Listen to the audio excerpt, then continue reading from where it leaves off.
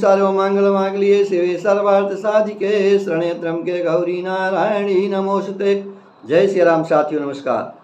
साथियों, एस्ट्रोलॉजर जेके राय के YouTube channel पर आपका स्वागत है। साथियों, आज मैं आपको धार्मिक कथा के रूप में माता राधा रानी के विषय में कुछ बात करने जा रहा हूँ। यदि आप हमारे चैनल पर प्रथम बार उपस्थित हुए हैं अथवा हमारी वीडियो पहली बार देख रहे हैं तो कृपया हमारे चैनल को सब्सक्राइब कर लेंगे और वीडियो देखने के बाद यदि आपको हमारी बातें अच्छी लगें तो शेयर लाइक करना कष्ट करिएगा। और आप हमारा कोई मूल्यांकन करने से पहले आप हमारे द्वारा लगभग 450 डाली गए वीडियो का भी अध्ययन कर लें।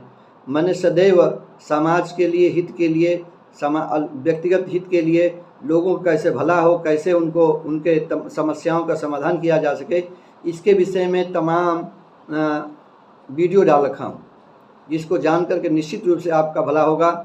तो आशा है कि आपको हमारी बातें अच्छी लगेंगी। तो साथियों, मेरे मन में एक जिज्ञासा पैदा हुई, आखिर द्वापर युग में कृष्ण अवतार में, जैसा कि आप जानते होंगे कि रुक्मिणी जी भगवान कृष्ण के मुख्य रानियों में एक रानी थी, मतलब मुख्य रानी थी।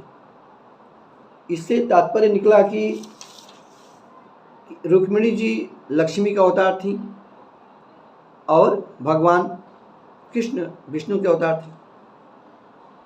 और आपने एक छोटा सा प्रसंग याद आता होगा, बचपन में आप पढ़ेंगे किताबों में, कि जैसे कि सुदामा जी जब कि भगवान से मिलने के लिए गए हैं और उन्होंने जो उनकी पत्नी ने, सुदामा जी की पत्नी जो तंदुल चावल उनको दिए थे भेंट के रूप में कृष्ण भगवान को देने के लिए, तो वो उसको चुराए जा रहे हैं। उनको शर्म आ रही है कैसे मैं भगवान के सामने अर्पित करूं। लेकिन भगवान ने छीन करके उनसे एक फांका खा लिया, दूसरा खा लिया। फिर लक्ष्मी रूपी रुक्मिणी जी ने उनका हाथ पकड़ लिया, क्योंकि अंतर्यामी थी, वो जानती थी, अरे प्रभु आपने इनको सबको दे देंगे तो हम कहाँ रहेंगे, तीनों लोग आप इनको दे देंगे। तो तमाम और भी आप दृष्टांत देखेंगे, उसे जानेंगे कि रुक्मिणी जी ही लक्ष्मी जी का अवतार में थी। लेकिन पूरी दुनिया में राधे राधे राधे कृष्ण राधे कृष्ण राधे कृष्ण जप हो रहा है, रुक्मिणी कृष्ण जी का जप नहीं होता है। क्या आपने कभी इस पर गौर किया? मैंने गौर किया और मैं इसकी खोज में लग गया कि आखिर यह रहस्य क्या है। तो साथियों, मेरे किए गए प्रयास और जानकारी के हिसाब से मुझे ये ज्ञात हुआ कि रुक्मिणी जी तो लक्ष्मी जी का अवतार थी ही, राधा जी भी लक्ष्मी का ही अवतार थी। तो आखिर यह लक्ष्मी जी को एक ही समय में दो अवतार लेने की आवश्यकता क्या पड़ी? साथियों, यदि आपको हमारी बातें अच्छी न लगेंगी तो कृपया उसको इग्नोर करिएगा। लेकिन हमने जो भी बातें सुन के जान करके जो प्राप्त की हैं उसके हिसाब से आपको बता रहा हूँ। साथियों, एक समय एक व्यक्ति भगवान विष्णु की आराधना में लग गया। सिर्फ व्यक्ति था, उसने आराधना किया, भगवान प्रकट हुए। साथियों, थोड़ा सा इस विषय में कुछ और कहना चाहता हूँ। साथियों, आपने देखा होगा कि जब भी कोई दैव है, असुर है, वो भगवान का आराधना करता है, भगवान जानते हैं कि यह वरदान मांग करके संसार का संहार करेगा, देवताओं को भी दंडित करेगा, उनको भी अपना को भाजन बनाएगा। लेकिन फिर भी वो ब्रह्मा जी हों, शिव जी हों, आशीर्वाद दे देते हैं, उनको वरदान दे देते हैं। तो साथियों, इसमें है क्या कि अगर आपने तपस्या किया, कि जिस देवता की तपस्या किया, तो उस तपस्या के फलीभूत के रूप में उस संबंधित भगवान को, ईश्वर को आपके सामने आना ही होगा और उनको आशीर्वाद देना होगा, क्योंकि आपने श्रम किया है, तपस्या किया है, तो उस तपस्या का फल आपको मिलने ही।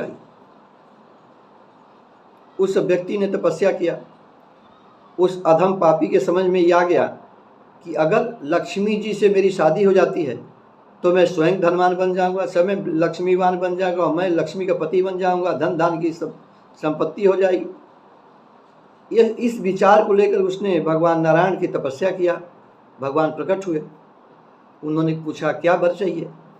तो उन्होंने कहा कि मुझे लक्ष्मी के रूप में लक्ष्मी को अपनी पत्नी के रूप में पाना है, ये मुझे आशीर्वाद दीजिए। भगवान बड़े समंजस पड़े, ये तुमने गलत मांग लिया वरदान, ये कैसे दे सकता हूँ, वो तो मेरी अर्धांगिनी है, वो जगत माता है, तुम्हें कैसे दे दूँ मैं। कहा कि प्रभु मुझे वही चाहिए। अब साथियों भगवान बिना दिए चले गए, फिर तपस्या किया, भगवान को फिर प्रकट होना पड़ा। अब भगवान प्रकट हुए और उन्होंने उसको एवमस्तु कह दिया।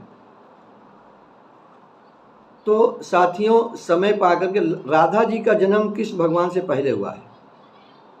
राधा जी कृष्ण जी से उम्र में बड़ी थी और राधा की जो विश्वान पुत्री राधा जी, उनकी शादी भी हुई है। शायद आपको टीवी में कुछ पढ़ने को मिला होगा, देखने को मिला होगा। तो राधा जी की शादी हुई थी आयान से, जो है आयान उनके पति थे, लेकिन भगवान ने उनको नपुंसक बना दिया। मतलब नपुंसक तो आप जानते ही, नपुंसक बना दिया था। भले शादी हो गई और आपने देखा होगा अधिकांश जो राधा जी अपने मायके में ही नहीं रहती थी, बरसाने में रहती थी। तो इस तरह से उस व्यक्ति द्वारा किए हुए पूजा के रूप में भगवान ने उसको फल भी दे दिया और इधर लक्ष्मी जी का अवतार भी हो गया। इधर दोनों समय पाकर दोनों अवतार हुए थे। साथियों लक्ष्मी जी कितनी वो पावरफुल थी, कितनी शक्तिशाली थी। लक्ष्मी जी खुद शक्तिशाली होती हैं, देखते हो। साथियों एक छोटा सा प्रसंग इसी क्रम में आगे बढ़ा के इस प्रथा को समाप्त करूंगा कि जब यह माता गांधारी ने, आपको याद होगा कि श्राप दिया था कि कृष्ण तुम चाहते तो यह हमारे कौरव का वंश का नाश नहीं होगा, तुमने मेरे सारे पुत्रों को मरवा दिया, इसलिए मैं तुम्हें श्राप देती हूँ कि आज के 36 वर्ष के बाद तुम्हारे यदुकुल का भी नाश हो जाएगा, तुम्हारा भी नाश होगा, सबका नाश हो जाएगा। तो साथियों जब वह 36 वर्ष की समय अवधि आती है और भगवान की मृत्यु होने वाली है, बाण लग गया उनको जो है। इसकी कथा पुनः किसी दूसरे वीडियो में आपको बताऊंगा कि कैसे बाण लगा, क्या बोला। तो मृत्यु का समय जब नज़दीक आता है तो वह अपने जो रथ का सारथी है उससे कहते हैं कि जाओ कृष्ण से, उनसे कह दो, उद्धव से कह दो कि राधा को खबर कर दें कि मैंने संसार छोड़ दिया। तो साथियों जब राधा जी को वो मिलने के लिए जब उद्धव जी जाते हैं और गलियों में पूछते हैं बरसाने के, तो लोग कहते हैं कि राधा तो बावली हो गई। तो क्या हो गया? कहें उसके पति को मरे हुए तो बरसों बीत गया, लेकिन आज भी वो आँखों में कजरा, बालों में गजरा लगाए घूमती रहती, तो बावली नहीं तो क्या है। तो साथियों जब यह समाचार उद्धव जी ने माता राधा रानी को दिया, तो साथियों जैसा कि हमारा धर्मशास्त्र कहता है, जैसा हमको जानकारी मिली कि राधा जी कुछ समय बाद अंतर्ध्यान हो गई, उनकी डेड बॉडी किसी को नहीं मिली। इससे देखा कि आपने वो राधा जी परम शक्तिशाली और भगवान की अनन्य भक्त थीं, भगवान की वो लक्ष्मी रूप में अवतार थीं। इसीलिए राधे राधे राधे राधे राधे कृष्ण कहा जाता है, राधे कृष्ण कहा जाता है, रुक्मिणी कृष्ण नहीं कहा जाता। तो साथियों आशा है कि आपको हमारी बातें अच्छी लगी होंगी, हमारी कथा आपको अच्छी लगी होगी। यदि आपने हमारे चैनल को अब तक सब्सक्राइब नहीं किया है तो कृपया हमारे चैनल को सब्सक्राइब कर लें और मिलते हैं अगले वीडियो में नए विषय पर। मैं कोशिश करूंगा कि आपको इस कथा का जो कुछ और भाग है, जैसे कृष्ण भगवान की कैसे मृत्यु हुई, कैसे यदुवंशियों का नाश हुआ, इनके विषय में एक अगले वीडियो में आपको बातें बताऊंगा। तब तक के लिए नमस्कार। वीडियो देखने के लिए आपको बहुत बहुत धन्यवाद।